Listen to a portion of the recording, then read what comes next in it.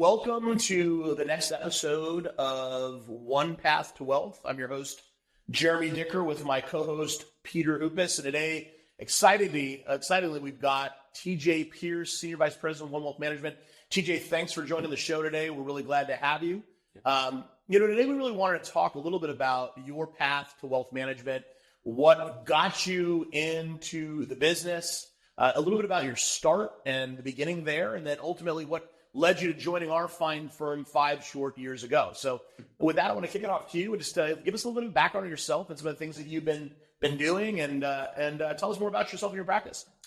Yeah, so I think probably came into the industry a little untraditionally, was following kind of an academic path, thought I was going to be a professor, which is funny to think about nowadays. Those glasses, I tell you, those glasses make you look like one. Yeah, my bad vision is what kept me out. But kind of finished a master's degree in history. Kind of realized that some of the bureaucracy inside of the academic world wasn't going to be a good fit for me. It was kind of left high and dry, no prospects, no nothing. And ironically went to a birthday party for my wife. And one of her best friends was dating a guy who worked in finance. And I had a few too many drinks and I was being too honest. And he goes, how's life? How's work? And I was like, yeah, it's pretty miserable. Like, the thing I spent the last 3 years trying to accomplish kind of just blew up in my face. And he goes, great. And I was like, what do you mean great? He's like, well, I've always thought you'd be really good at my firm. And I was like, oh, interesting. And I was like, you work in finance or something? That's not really my background. I'm not interested. And he goes, just show up for an interview. I promise, just feel it out. Went to the interview. A couple of weeks later, was offered a job, and then started working for a large insurance broker dealer. Wow, great. And so when you got into the business, you're kind of a green pea, you're new, just starting, no background. Tell us a little bit about how that start was and some of the trials and tribulations that came along with the career. Yeah, so this is kind of a thing that Jeremy and I actually, and Pete as well, kind of all started in a similar place. And for anybody who's familiar, it's pretty rough. Grueling days, a lot of reaching out to people you don't know, learning on the job, etc. So for probably 2 or 3 years, just really, really grounded out, listened to everything my mentor said, really implemented it, and was able over the course of the first 2 or 3 years to start finding some relative success. That's amazing. Yeah, it's amazing. So, other than my incredible blue eyes, what made you decide to join One Wealth, and after having some success at your firm, and that was it. Yeah, that was a salesman. Exactly. What made you decide to leave your firm after having some success and making good income and join us? Yeah, it's interesting. Like, I can kind of think of my career so far in like 2 blocks. The first 5 years is what I would view as kind of like a highly paid internship, right? Learning the job, building a client base, et cetera. Maybe not being in the place that fit in the long term, right? And as I got to that 5th year at the insurance-based company, kind of realized as I wanted to work with more sophisticated clients, as I wanted to actually do wealth management, work with investments, financial planning, I was not in a place or a company that was well suited for that. So I started looking around. The other thing that I kind of knew was that I was bad at running a business. I was very good at financial planning, very good at working with clients, but I was not interested in maintaining a team, hiring, firing, working in creating new processes and efficiencies. I was very bad at that. So I was connected to Jeremy through a mutual friend, and was told by Jeremy that, hey, as long as you're good at working with clients and as long as you're willing to work really hard, this is going to be the perfect place for you. 5 and some change years later, it actually turned out to be true. So that's great. Yeah. We're glad to have you, Pete. Yes. So 5 years here with One Wealth. When did you first start in the business? Yeah. So 2014, end of 2014 is when I got all my licenses and started. Was with that company until 2019, and then joined One Wealth in 19 and been here obviously since. So not only a 5-year here with One Wealth, you got a 10-year. 10-year, yeah, absolutely. Decade, you'll be eligible for a pension here. Hey, here we go. Yeah, get a little bit up there in years. So obviously you talked about the background. You got your start in the career, you made the transition to One Wealth because of Jeremy's beautiful blue eyes. Yeah, right. Tell us a little bit about that. You said the team would help support. And, talk a little bit about that, what we do, the team, and Yeah. And maybe even a little bit of like a day in the life of TJ. Totally. Yeah. So the kind of bill of goods that I was presented, 5.5 years ago was that, again, if I just wanted to be very good at financial planning and work with my clients diligently, I wasn't going to have to do anything else. And again, that's kind of, pie in the sky for most people who are in this industry, doing paperwork, they're doing servicing, all this stuff that, to be frank, isn't actually helping your business move forward. But that bill of goods was entirely, what One Wealth offered. So as far as my day, I am addressing client concerns via email in the morning. I'm usually doing 3 to 4 in-person or phone or Zoom meetings with clients throughout the day. And then I'm passing those tasks that need to be done onto our support teams, whether those be investment related, insurance related, admin related, marketing related. My only job and my sole purpose here is to understand clients and help them find the best solutions. Mm-hmm. That's it. I don't have to do paperwork. I don't have to research investments. I don't have to do anything but the best work I can for my clients. Mm-hmm. And again, I think that is what really I wanted, and obviously what makes us stand apart now, in that Jeremy is just there to serve his clients. I'm just there to serve my clients, and our teams pick up everything in between. Mm-hmm. So again, I would say not only in regards to time spent, but then also depth of relationship, we are just able to do more with clients and understand them better. For sure. Well, and it's interesting, when we first started the firm, 11 plus years ago now, our mantra, which was the same then it is now, is we're a firm built by advisors for advisors. That's the internal mantra of the firm. And then externally, it's a firm that's solely focused on the success of the client and what the client needs. And interestingly, the logo, which I'm wearing the cufflinks today, which is the 6 pieces of the firm, and the centerpiece, which represents the client externally. It's the pieces of the puzzle that all come together to meet one circular environment that allows us to deliver the best results for our clients, deliver industry award-winning service, which is incredibly important for us. And then internally, the advisors are able to focus on, to your point, what they do best. And I think it's interesting, as you start thinking about the industry today, and Pete, you and I talked about this last night at dinner, the average age of the financial advisor is 59. Crazy. It's a business that is not getting younger, it's getting older, which presents a whole host of challenges on its own. But then you start really thinking about, what does that all mean? Well, we started in 95, Pete. You could take on a client that didn't have a lot of money, someone that was fresh out of school, maybe had some student loan debt, maybe not. And you could work with them with $10 or $25 or $50,000. And it was great. The client got service. They got some advice from an advisor that may have been a little bit new, but at least they're getting some advice and someone to talk to. And then you think about today, and today, those clients have no place to go. They've got to either deal with a robo or an AI-generated service environment, and that's unfortunate. It's sad, because this word commission has this negative connotation, when in fact, if you're getting compensated and you're delivering a service, why is that a problem? Why is that bad? And at One Wealth, we really focused on saying, hey, we'll take advisors young and old that want to build business the right way.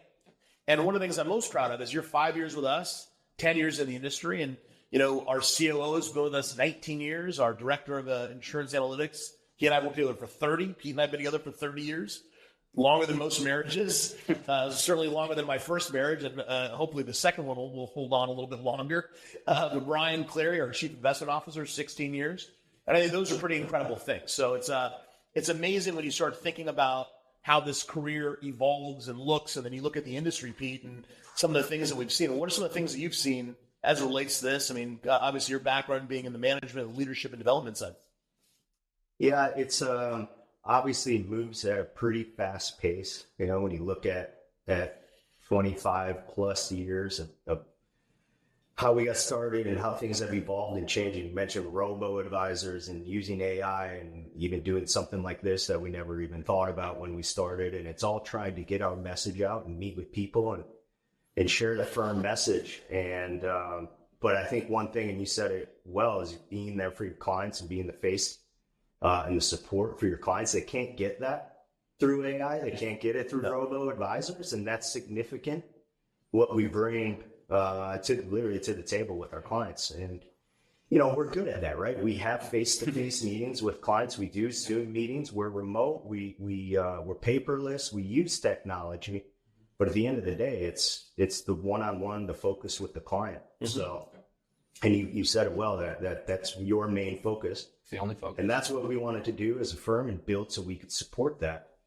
And we know the value it brings. So I want to talk about your designations because I think that's very important. You have CFP and RICP. Yep, exactly. Is that those? Yep. So you mind talking about those a little bit and why you made the choice to invest in yourself and take the time to further educate yourself? Well, I think it's a good follow-up question from the one previous, because again, I am allowed to spend time doing things that I think are going to be best for our business, which for me is not paperwork. It's not managing staff. It's not doing anything but getting better at financial planning so that we can help our clients more. So as I moved into One Wealth and I was, allowed to offload some of that more non-productive stuff, I was able to go out and get myself more educated so that I could help clients more. So when you talk about a correlation between things that absolutely don't make sense for my role being taken off of my plate and the things that will only help me being put on my plate around designations and research and education, I mean, that is clear as day to me. And I think the team saw that when, again, I joined, and then 6 months later, I finished my CFP because I finally had the time to do it. What I would say too, and I want to come back a little bit to collaboration we have, is designations are great. Don't get me wrong. I'm very glad I've done them, and we'll maybe get into some of that later. But being able to have the resource of our insurance consultant, 30 years of experience, having a head of our investment department, not only being in the industry about 20 years, but being with One Wealth for 16 years. That doesn't happen elsewhere, right? The ability for me to call him, to sit in the same office with him, to collaborate on a single case or a single solution for one client, that doesn't exist anywhere else, right? Again, that's only possible because of our firm model. So when you talk about, hey, I was able to get a designation, or I've been able to have a little bit of success, that comes directly from the way we built our firm, which I think is extremely important. I agree with you. And look, when we started the firm and we started really thinking about the core things and that were going to be important to the vision and the mission of our firm, we like to operate as a family. And families can be dysfunctional at times, for sure. Mine was. I know yours wasn't. Yours definitely was, Pete. And is. But with that dysfunction comes tremendous function. Yeah. And that function is the ability for all of us to sit down, maybe not agree on certain things, and that's okay. Yeah, that's good. And with that comes proper discourse. And I think it's interesting, as we were having that conversation at dinner as well, TJ, discourse, I don't know when discourse died in this country. It's crazy. Why it's not okay to have conversations that can be opposite, different views, but with those conversations comes clarity, comes opportunity, comes improvement. Yep. And I am very proud of the fact that our firm has been one of those places that fosters those kinds of dialogues, because we want to have everybody's view so that we can come together and create a better environment. I have an antidote, which I think is kind of funny. Jeremy and I worked together on a couple of clients and had a lot of fun doing it, I think. And I remember sitting in a meeting where we don't get to see this client too often because neither of us live in the city where this client does, but we're in a meeting. One of the past few presidential elections had come up, and this client kind of knew where Jeremy stood and where I stood. And we're all in a room together, and he's like, well, boys, what do you think's going to happen in November? And we had a really fun talk, not so much in regards to our own personal political beliefs, but again, how it affected him, the economy, his business, which is a huge business, his portfolio, which again is a huge portfolio. And it was a really fun room to sit in. And I think the client understood what our firm does, which is collaborate, which is challenge one another, again, for the sole purpose of helping him more. Absolutely. And again, so it's not just stuff we say. It's stuff we're doing in rooms with real clients every single day. I agree with you. Which is fun. It's unique. Yep. It's a unique place to be. So, coming out of your old firm and joining us, if you could just take a couple of minutes and speak more specifically around the experience you had at your old place. Nothing wrong with it. Great firm, great reputation, great place. And where you are today, just some of the things that you would say are, I don't want to necessarily say better, but more suited for you. I mean, we look back in 5 years, and you and I have discussed this. I mean, financially, you've never been in better shape. You're doing less of the things that you don't want to do. You're able to spend more time with your beautiful wife and kids, which you were able to do before, but now even more so. And obviously, we touched on the financial aspect, which is significant for you as well. So if you can just take a minute and just kind of talk more about some of those radical improvements that you had relative to your career path and as you think about the next 10 years. Yeah. I'll talk about three specifically. One, move from, and this gets a little bit into where the industry is going as well, but to move from a large insurance company or investment company, if you start on that side, in the past, it has been a lot of product sales, right? So, everybody's heard the old adage, like, if you're a hammer, everything looks like a nail, right? And unfortunately, that is kind of how the industry has worked, right? If you have a certain solution you need to push and that's what you make money on, that's what you sell. So when you work for one of those companies, that's kind of the business, right? Whereas now, moving in an independent role, a fiduciary firm, we can be consultants, we can be professionals. And again, going back to designations and research, it's not, I don't have any products to push because we don't make any. I don't have any policies or any mutual funds or anything to sell because we don't make them, right? All I can do is understand the client, consult on what I think is best, reflecting our fiduciary duty and our experience in the marketplace and presenting that. So it moves a lot away from a product pushing or a sales role and more into a professional consultancy role. And that's what we do. We consult for our clients. That's number one. Number two, like you said, around work-life balance. And this is something that's extremely important to me. And it is funny because it does come up with my two kids. I had my first son when I worked at that old company. And about, I want to say 5 days after he was born, I was back in the office, 60, 70 hours a week. Not because I wanted to, but I had to, right? I was building a business. The streams of income weren't really set up in a way to where you could put things on autopilot. You had to grind every single day.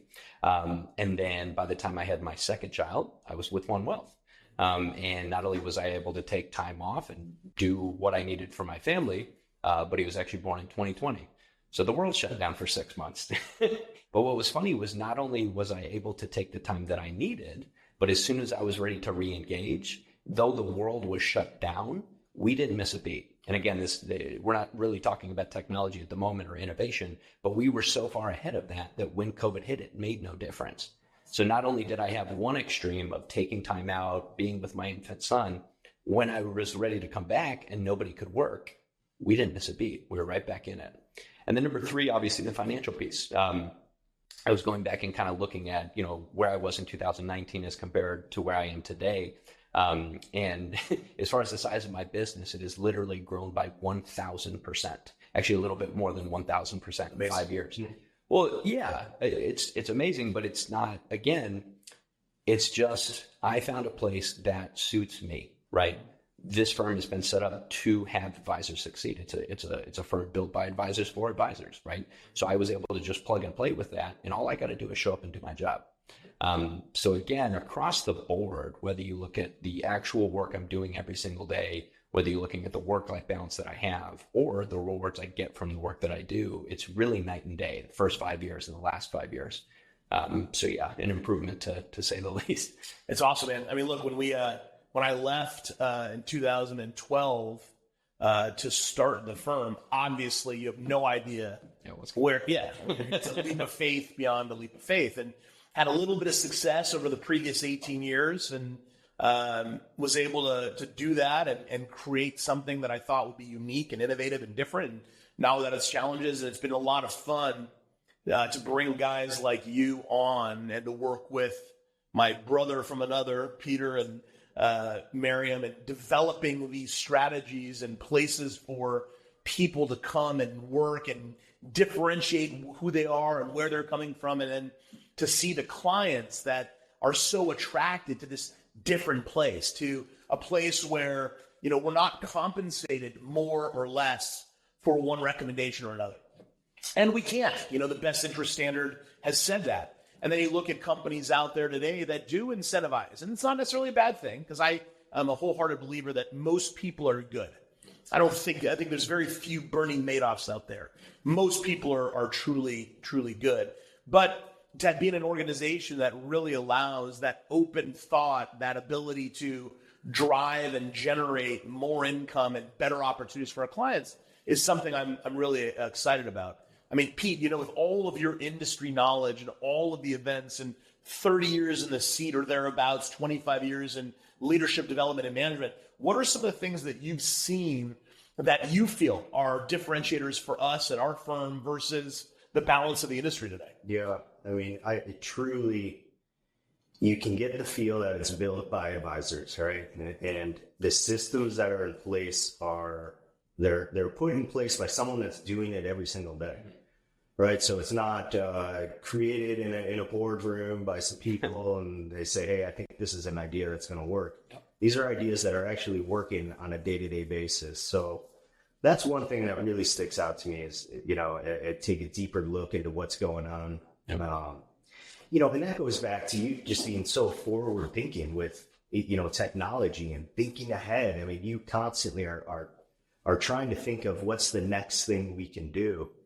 And, we mentioned COVID. We've talked about it on the last episode as well. I mean, you said it, right? We didn't miss a beat. And that is because of the leadership of Jeremy thinking ahead and embracing technology. And I think that's probably something we should just talk about a little bit, because you had mentioned it earlier, there's AI tools. Jeremy's embracing these and starting to explore them and how it could help the firm, how it can value and bring benefit to the clients. So, and I'd like to hear both of your thoughts, and JD, I mean, just where your mind's at. What are you thinking about as you look down the road with, just the business in general, but technology with a little focus on that too? Yeah, no, for sure. So it's something I think about all the time, as you know, because we talk about it all the time. It's something that absolutely can keep you up at night. Yeah. You never want to be the last horse and buggy when the automobile's invented. And the problem is most firms today deliver yesterday's technology tomorrow. Yes. And we can't afford to live in that world. And so my job is to be thinking about instruments and tools that allow us to remain maybe not in the absolute front, because we're always going to be learning from those that have done it before, but pretty darn close. And so the things that we're looking at today are what kinds of AI tools are available in our options that can help us enhance the experience of our clients. What's available? Things like cloud AI, which we're beta testing to determine if that's got a seat at the table relative to our technology stack. Zoom. I'm very proud of the fact that we've used Zoom since the beginning. Before COVID. It's before COVID. And when others were playing around with different things, whether it be Ring Central, nothing wrong or disparaging about any of those products, but we were at the forefront of Zoom Text, Zoom Phones, Zoom Rooms, all of that. And now you think about what Zoom's doing today as an example, Pete, to your question of Zoom AI and the ability to transcribe an entire meeting and compartmentalize the points of the conversation. And why is that important? Well, if you utilize AI the right way, then what that does as the advisor is it allows you to spend more time talking to your clients and focusing on what's important to them. And I said this in the last episode, Pete, but the good Lord gave us 2 ears and 1 mouth for a reason. You're supposed to listen twice as much as you talk. And with some of these tools, it allows you to engage in a conversation, to not be making these notes and take you out of the moment. My wife is always saying, you need to be in the moment, you be in the moment, be in the moment. And she's right. These damn phones, man, everybody's like doing this all the time and no one's in the moment. And how important it is for our kids to not copy the same bad behavior that all of us are doing today. So I think it's important to look at these tools, look at AI. It's not going away, man. The genie is out of the bottle. And anybody that thinks that it is, you're going to be out of the business. And several years ago, we were told by some people that I respect in the industry, there's going to be less financial advisors, but the ones that make it, stay around, are going to make more. That is there's never been a truer statement in our field, in our work. And that doesn't mean your clients are going to get service. In my mind, if you embrace these tools, your clients are going to get better service. They're going to have more of what they need faster. Because the problem today, I mean, when I was growing up in high school and college, you had a beeper and you'd have to go to a phone, or, you'd go to the pay phone. And how often did you have to put that money in the pay phone? Because cell phones were $900 a minute. And, you want to call anybody, hey, I got to go to 525. And you hang up the phone, right? And today, everybody lives on their mobile phones and text messaging and all those other things. So I think with that, Pete, to your point or to your question, we embrace it. We're going to be at the forefront of it. We're not going to be scared of it. We're going to bring it in. We're going to help it along. We're going to foster it. We're going to see how we can custom create things for our clients. But what we're not going to do is take away the in-person touch that our organization represents with our clients or our people. Yeah. And I think we said this on the previous episode. We have a standard rule, TJ, as you know, no blurred backgrounds when you're on Zoom, no fake backgrounds when you're on Zoom. It's okay for your clients and your prospects and your friends and family to see your bed's not made. Yeah. That's better than them seeing a fake picture of the London Bridge or whatever else, right? It's better. That's better than a blurred background where the cat walks through the back out of nowhere. It looks like it's walking on air. And, I think that as you start really thinking about what all that means. And we spoke a little bit about this last night in certain countries around the world, there are robot completely run restaurants now. News yesterday was that the union, one of the entertainment unions now is allowing voiceover artists to sell their voices 100% to AI, their likeness. So think about what that means. All of these kitschy jobs that existed past are gone, and they're not coming back. But with that, you're going to see a need and an advanced need for our clients, the people that we surround ourselves with, to get first-class advice. And absent that, what do you have? You have anarchy. People need advice. They want a person to talk to and a hand to hold. You remember COVID, TJ, and some of those experiences with our clients. Is it going to be okay? So I think, I hope I answered your question there, Pete. It was a lot more of a long-winded answer than I intended to be. But I think as a firm, we're going to continue to push the envelope on what's the best. Yep. And the best part about being a small boutique financial services independent firm is we can. Yeah. If you're Merrill Lynch or some of the big boys, they can too. They got a lot more resources than we do, but it takes them a heck of a long time. Yeah. I'll piggyback because, again, kind of wrapping back to the initial question and some of the points you made. I remember shortly after getting my RICP, which is a retirement designation, talking to some clients and really debunking some really well-known rules of thumb around retirement. You can only do this, or you have to do this, or you have to think about it this way. And when you actually engage with the research, it says very different things. Mm-hmm. And again, you got to think how these products come to the market, right? Some company, insurance or investment, creates a product. They market that product. They maybe generate some buzz around it, and then it's pushed out to the people, whether or not it's a good fit. And we all know exactly what I'm talking about. What's funny is when we have a firm like ours, fiduciary standard, fully independent, at the forefront of what's going on research-wise, real data, real things that are happening in the world, we can present those to clients and we can say, hey, I know you hear a lot of buzz about, robo-advisors or the 4% rule or whatever it may be. Let's talk through what's real, right? And let's sit down at a table. I'm not going to do a presentation. Let's talk, right? Let me tell you why this doesn't make sense. Let me tell you what's actually happening in the real world. That connection, like you said, there's nothing that beats that, right? And it's why our clients work with us, right? And why, again, we are doing a lot bigger work than other folks. Because not only do we have the fiduciary standard, do we have the leading research, we sit down and we actually talk to people about it. That's right. Yeah. Well, and to your point, nothing will ever replace the personal connection that human beings need and want. You're going to do a lot of things to replicate it. They're going to create things through AI, whether it be, for any of us that have been at an amusement park, Disneyland or, one of those amusement parks, we walk in a room that's the size of one we're in today, and they put on these, headsets for you and spray of water hits your face as you're looking at this imaginary waterfall. And it gives you all those sensory effects of, hey, I'm in the jungle of this waterfall. All that's coming. All that's going to be here sooner than we know it to help clients engage from all over the world. The problem with that is that's not real, and clients know that, and there's nothing that can ever take away or replicate that personal attention. We're seeing it today with the economy, which on one of our episodes soon to be coming, we'll be talking with Ryan Clear, our CIO, on exactly what's going on in the economy and some thoughts we have there. But you think about this economic boom that the U.S. is experiencing after COVID locked people up for 2 years. Well, why do you think that is? It's because people want to experience things again. They didn't like being locked up in their houses for such a long period of time. They miss that personal attention.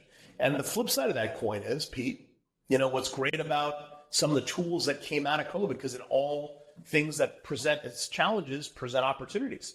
What's amazing about what came out of that is the ability to have remote work, the ability to do Zoom and have clients in Shanghai, Singapore, Europe, wherever, the moon. And you're able to do that because we have these tools. Yeah.